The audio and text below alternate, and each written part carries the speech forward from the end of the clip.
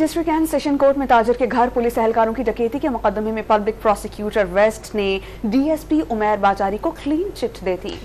Additional district and session जज मगरबी ने मुलजिम उमैर तारिक बाजारी की 1 लाख रुपए के मचलकी के एवज जमानत मंजूर कर ली।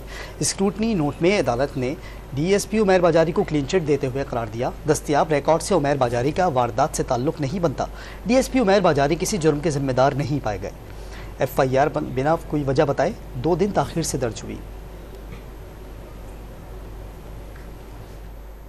डिस्ट्रिक्ट एंड सेशन कोर्ट में ताजिर के घर पुलिस एहलकारों की डकैती के मुकदमे में पब्लिक प्रोसिक्यूटर वेस्ट ने डीएसपी उमैर बाजारी को क्लीन चिट दे दी।